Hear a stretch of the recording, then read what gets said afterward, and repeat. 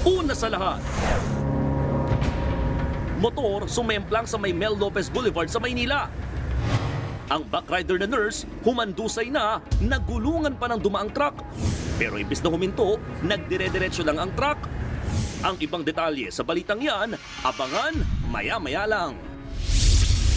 Magandang hapon, Pilipinas. Kasama ang buong puwersa ng News 5. Ito, Frontline Pilipinas Weekend. Kilos protesta sa Mendiola na uwi sa gulo. Mga pulis at aralista nagtulakan habang kuyog ang inabot ng isang pulis. Isang L300 truck nadaganan ng dump truck sa Bulacan. Pagsagip sa mga natrap, pahirapan. Dagdag bawas sa presyo ng petrolyo, posible raw ipatupad sa susunod na linggo. Habang ang LPG may taas presyo simula bukas. Rider sa India, tumilapon diretso sa hood ng isang truck. Liwanag ng Pasko, binigyang buhay sa pailaw na yan sa Pasig. At silipin ang magbubukas na bagong museo sa Pampanga na hatid ng saya at kaalaman sa siyensya.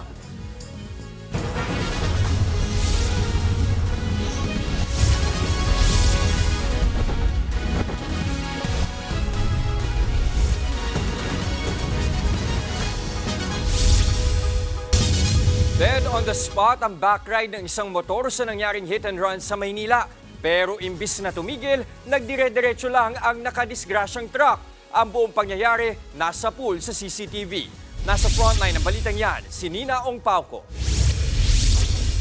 Kalaliman ng gabi nang makuna na ang eksenang yan sa kahabaan ng Mel Lopez Boulevard sa Maynila. Kahit pa umuulan, mabilis ang takbo ng mga sasakyan. Isang motor naman na may sakay na isa ang humarurot sa gilid ng kalsada. Pero dahil madulas ang daan, bigla silang sumemplang. Tiyempong kasabay nila noon ang isang truck. Kaya ang backrider na humilata, nagulungan. Tila di yata napansin ng mga sakay ng truck ang disgrasya. Kaya't nagdire-diretso lang sila na parang walang nangyari. Dead on the spot ang biktima na isang nurse sa Philippine General Hospital. Base sa investigasyon, pauwi na galing trabaho ang biktima at ang asawa niyang nagmamaneho ng motor nang mangyari ang disgrasya. Aksidente po sila na dulas po. May biglang umano po na truck sa kanila sumagi. Kaya po, kumbaga, na-itenran po sila, hindi po nakuha kung ano pong truck ang nakadali sa kanila. Pero nakita po sa CCTV, no pagka-baksak po nila, na ano po ng truck yung asawa niya. Kaya po, nagulungan po kaya po siya ang namatay. Nagtamo naman ng galos ang mismong nagmamaneho ng motor at nagpapagaling na ngayon. Sinusuyod na ng mga pulis ang mga CCTV sa lugar para makuha ang plaka ng naka-hit and run truck. Nagbabalita mula sa Frontline, Nina Ong Pauco, News 5. Rock din ang pinagmula ng disgrasya na ikinasawi ng isang ina at mga anak niya sa Bulacan. Nagbabalik si Nina Ong Pauco. Halos mayupi ang L300 na ito matapos madaganan ng isang dump truck. Binabagtas ng dalawang sasakyan ng matarik na kalsada sa Angat, Bulacan noong Huwebes. Biglang nawala ng kontrol ang driver ng truck. Naatrasan, nadaganan at natabunan ng dala nitong lupang panambak ang kasunod na L300. Kinakailangan pang gumamit ng hydraulic tools ang mga rescuer para sana masagip ang mga biktima. Pero patay na nang nailabas sa sasakyan ang isang ina at dalawa niyang anak. Kinilala ang mga nasawi na sina Angeline Herrera at parehong minor de edad na sina Andre at Sky Herrera. Nakaligtas naman ang kanilang padre de pamilya na si John Herrera. Nasa kustodiya na ng pulisya ang driver ng truck na si John Arn De Castro. Mahaharap siya sa kasong reckless imprudence resulting in multiple homicide, serious physical injury at damage to property. Sinalpok naman ng isa pang truck ang isang pampasaherong minibus sa Santo Domingo, Albay kahapon. Palabas mula sa gusali ng isang pribadong kumpanya, ang truck nang mawalan ito ng preno. Nabangga nito ang minibus na papuntang Legazpi City mula Tabaco City. Sa lakas ng impact, sugatan ang driver at 8 pasahero ng minibus, habang dumiretso naman ang truck sa malalim na bahagi ng kalsada. Hawak na ngayon ng pulisya ang driver ng truck. Nagbabalita mula sa Frontline, Nina Ong Pauco, News 5. Nagkatulakan at naghampasan ang mga nagpoprotesta at mga pulis sa Bonifacio Day Rally sa Menjola. Naroon din ang nanay ni Mary Jane Veloso na may panawagan sa Administrasyong Marcos. Nasa frontline ng balitang yan si Gary De Leon. Nauwi sa marahas na tulakan ng protesta ngayong araw malapit sa Menjola, Maynila para sa paggunita ng Bonifacio Day. Nagsimula ang tensyon nang harangin ng mga pulis ang mga nagpoprotesta na makapunta sa Menjola. Pero nagpumilit ang mga nagrarally na makaabante hanggang sa itinulak na sila ng mga pulis. Sa kuwang ito naman ng grupong Kilusang Mayo 1, pati raw ilang miyembro ng media ay nadami sa tensyon.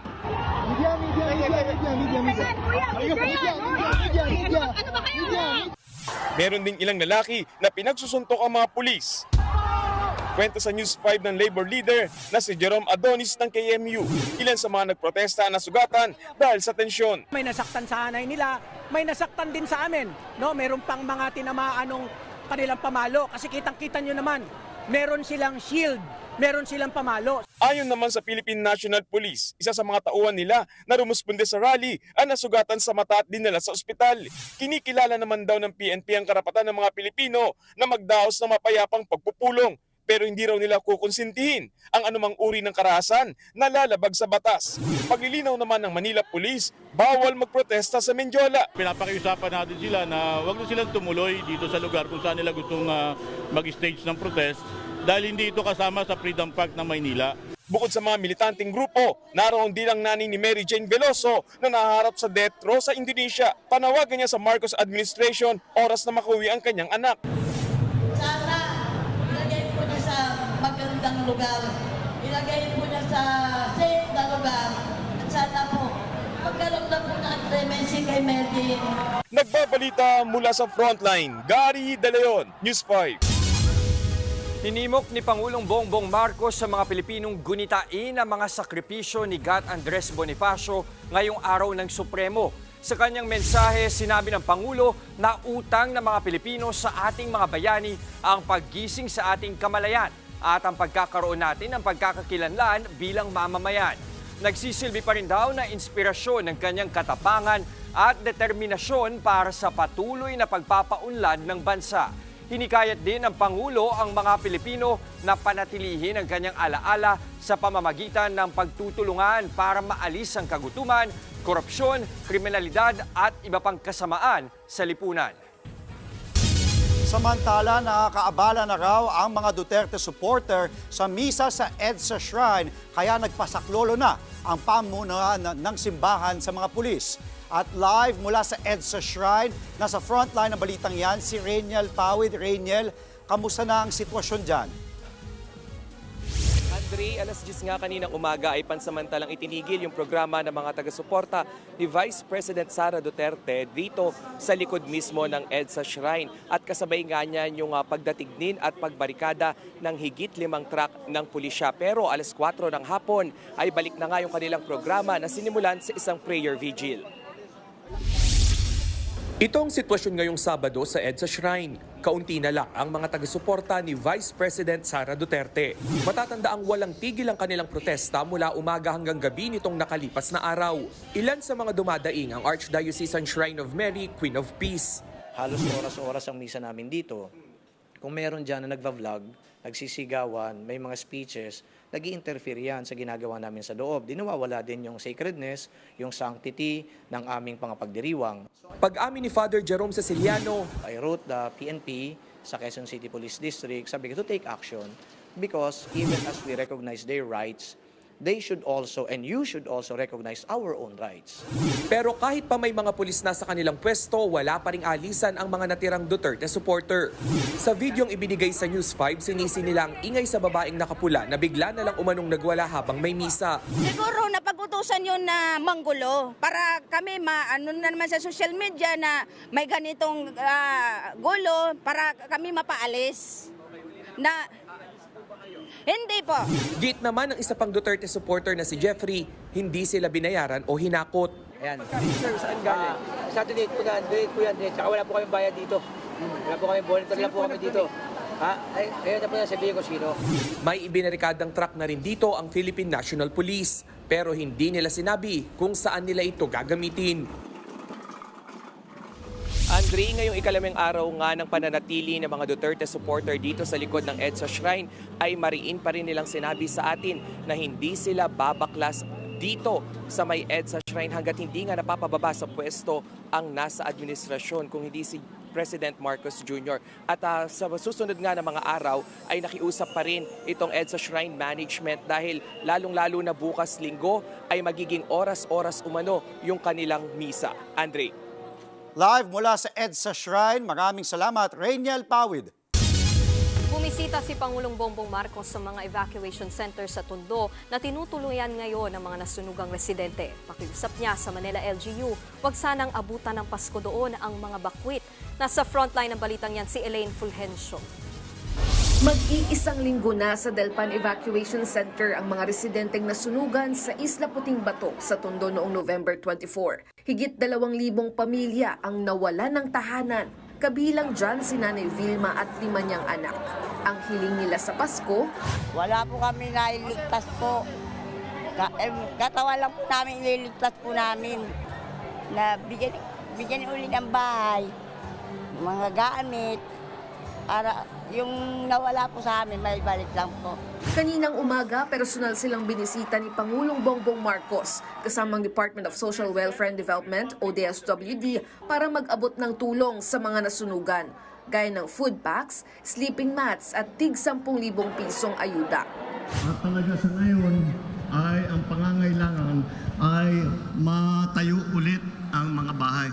Inutos din ni PBBM sa lokal na pamahalaan ng Maynila na bilisan ang pamimigay ng tulong para hindi naabutan ng Pasko ang mga bakwit. Pag kayo ay hindi pa namin nauwi, pagdating ng Pasko, ako ay pupunta rito, magpapaparte, mag-Merry Christmas tayo sama-sama.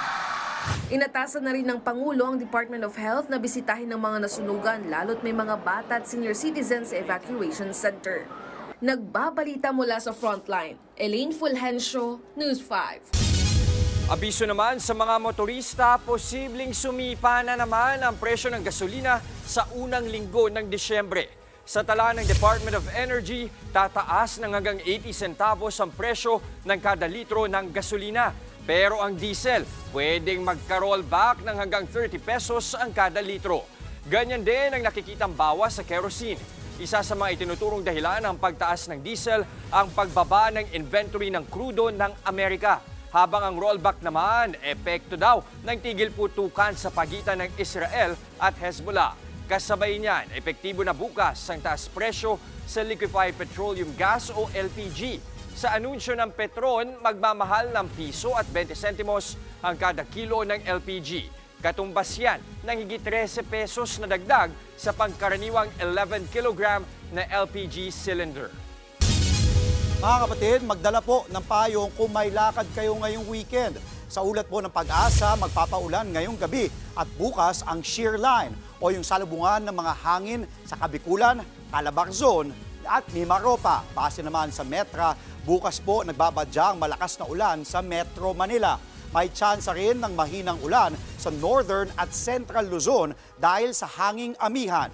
Habang Intertropical Convergence Zone na isa ring banggaan ng mga hangin ang tumatama sa Visayas at sa Mindanao. Ang epekto niyan ay kalat-kalat na pag-ulan sa Visayas, gayon din sa Mindanao. Halos ganyan din ang magiging panahon bukas. Susunod, ang mga insidente ng nakawan sa Marikina sa Pulsa Video. Rider sa India tumilapon diretso sa harap ng isang truck. At announcer sa radyo na nakuhang mangikil sa alkalde ng Talisay, arestado. Lahat ng yan sa pagbabalik ng Frontline Pilipinas Weekend.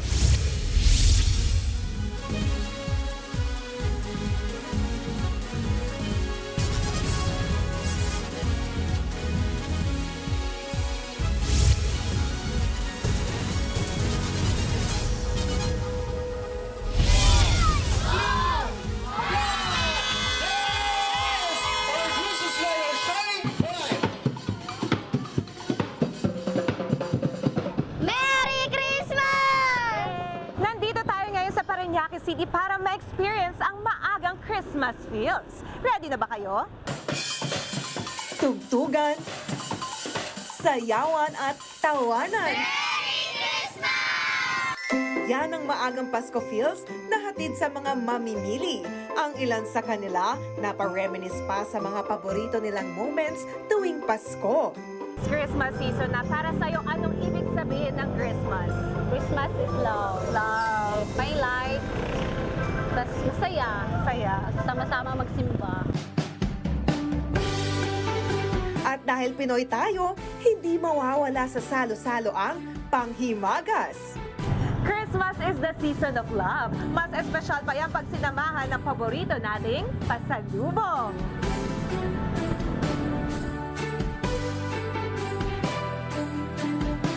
Sa mga laging on the go, kakaibang drive-thru experience ang naghihintay sa inyo. Punong-puno yan ng kulay at liwanag. May-enjoy rin yan sa iba't ibang stores sa buong bansa. Paskong Pasko na sa Cogon, Ormoc City. Nag-transform na rin ang vibe sa kanilang store sa United Mandaluyong. It's a snowy Christmas naman sa Gusa, Cagayan de Oro. Hindi rin magpapahuli sa Christmas pakulo ang store na ito sa Trento, Agusan del Sur. Habang punong-puno ng Christmas love ang store na ito sa Bawang, La Union. Extra special din ang Pasko para sa mga taga Sierra Valley sa Taytay, Rizal. Para ka namang napunta sa Wonderland sa mga pailaw sa Villa Iloilo. At syempre, hindi magpapahuli sa Christmas feels ang Daraga Albay. Sa mga wala naman sa lugar na yan, maraming stores pa ang pwedeng puntahan. Ma-enjoy ang Christmas-themed drive-thru sa iba't ibang stores hanggang January 5 sa susunod na taon.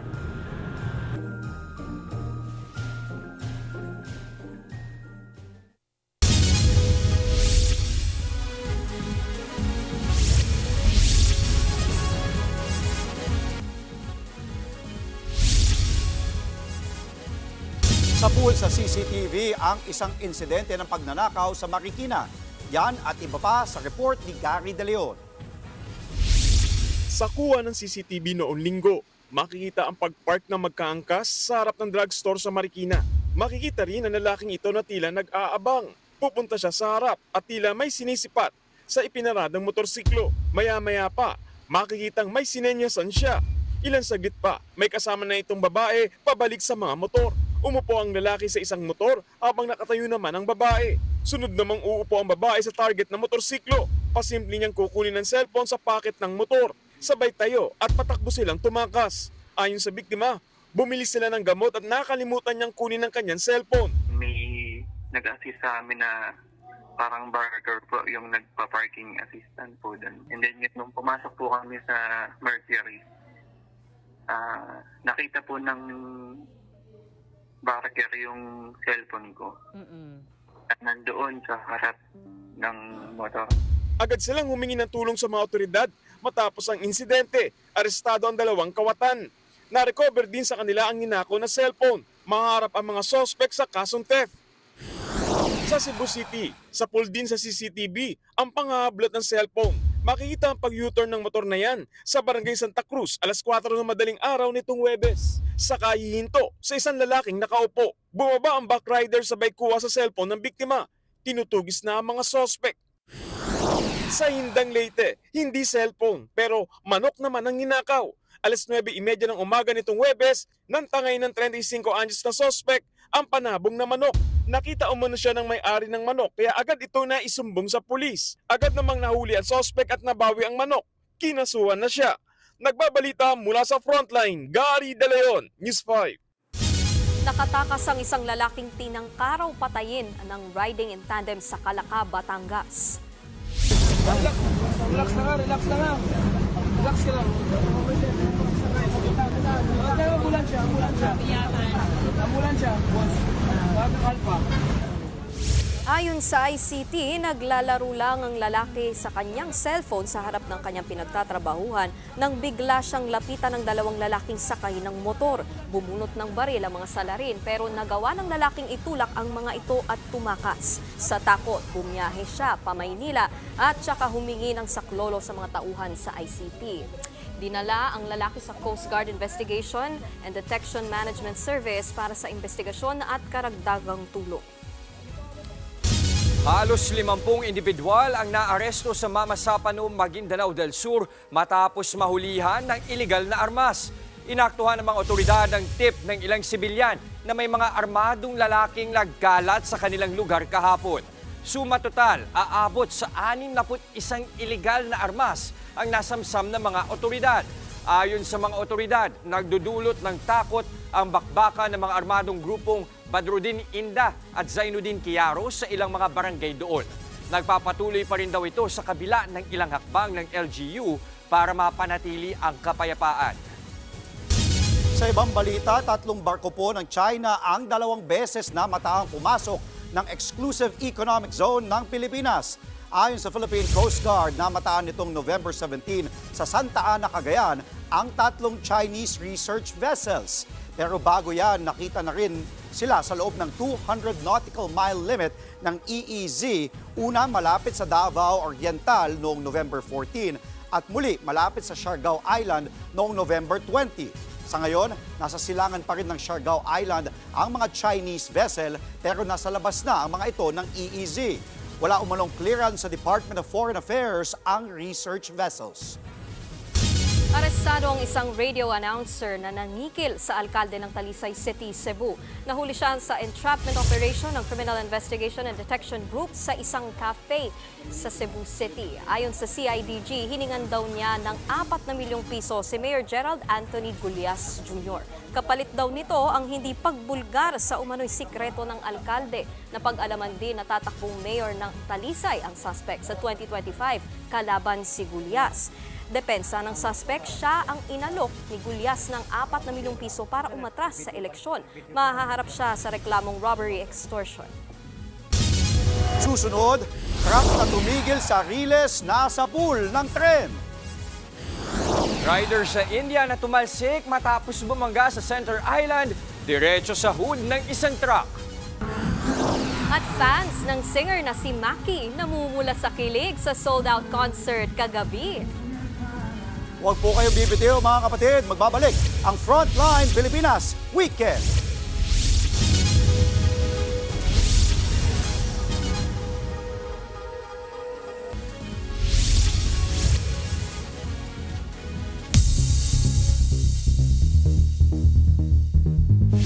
Pito ang sugatan matapos salpukin ng tren ng isang truck sa Poland. Sa kuha ng CCTV, sinubukang tumawid ng truck sa riles pero naabutan siya ng pagbaba ng mga barrier. Bumaba ang driver ng truck at sinenyasan pa ang paparating na tren.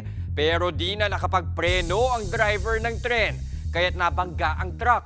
Daan-daang pasahero ang stranded dahil sa aksidente. Isa pang sapul sa CCTV, lumipad ang isang rider matapos madisgrasya sa bansang India. Sa video, kitang tumama sa Center Island ang rider. Sa lakas ng impact, tumila po ng lalaki diretso sa dadaanan ng isang truck. Naglanding pa sa hood ang rider pero swerteng hindi siya napuruhan. Agad nakababa ang lalaki at saka naglakad palayo.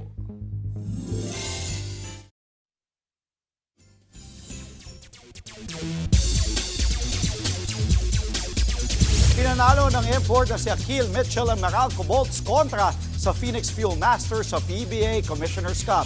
Naipasok ni Mitchell ang game-winning floater sa huling segundo ng laban. Hindi naman pumasok ang panablasan ng tira ni Jason Perkins sa sumunod na possession. Kaya naitakas na ng Meralco ang panalo 111-109. Bago po niyan, umabot sa 23 puntos ang lamang ng Phoenix na unti-unting hinabol naman ng Meralco pagdating ng fourth quarter. Samantala, nakuha naman ng guest team na Hong Kong Eastern ang ikalawang panalo ngayong conference matapos patumbahin ang Converge Fiber Xers 117-106. Lamang halos buong second half ang Hong Kong at nagawa nilang sugpuin ang mga pagkatangka ng Converge na dumikit sa laro. Nagtala ng 39 points at 15 rebounds si import Cameron Clark para pangunahan ang Eastern. Samantala, nanatili sa ika-34 na pwesto ang Gilas Pilipinas sa pinakahuling rankings na inilabas ng FIBA. Yan po ay sa kabila ng 2 panalo ng mga Pinoy sa ikalawang window ng FIBA Asia Cup qualifiers kamakailan na nagdala sa kanila sa main tournament. Nanatili rin sa ika-7 pwesto ang Gilas sa mga bansa sa Asia. wala gaanong paggalaw sa rankings maliban sa Qatar na umangat naman ng 9 na pwesto at ngayon pang 92 na. Nanatili namang number 1 team sa mundo ang Amerika.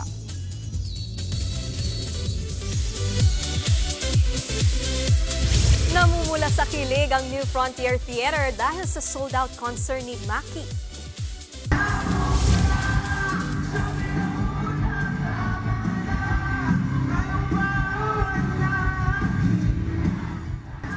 Well-flexed ang live vocals ni Maki sa lahat ng performance. Agaw pansin din ang iba't iba niyang cute outfit. Pati ang kanyang fans, game na nakising along. Lalo namang kinilig ang fans nang makasama ni Maki sa stage si Bini Maloy para sa kantang Dilaw. Ngayong gabi naman ang day 2 ng concert.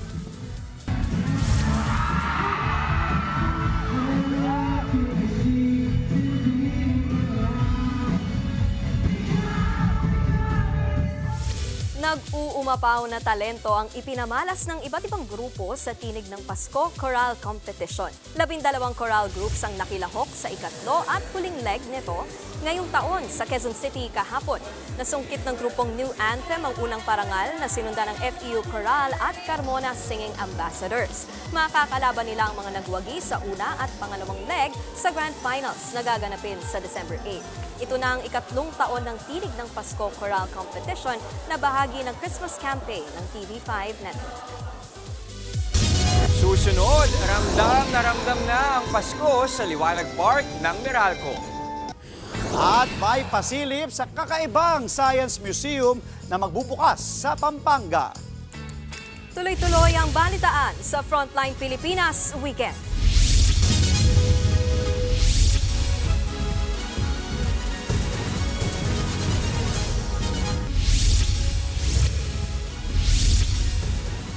Kakapasok lang po na balita, naglabas ng release order ang House Committee on Good Government para sa OVP Chief of Staff na si Attorney Zuleika Lopez. Inutos yan ng komite sa pamamagitan ng isang liham ngayong hapon. Kasunod daw yan ng ginawang medical examination kay Lopez. Hawak ngayon ng mga otoridad si Lopez sa Veterans Memorial Medical Center matapos siyang i-cite in contempt ng Kamara.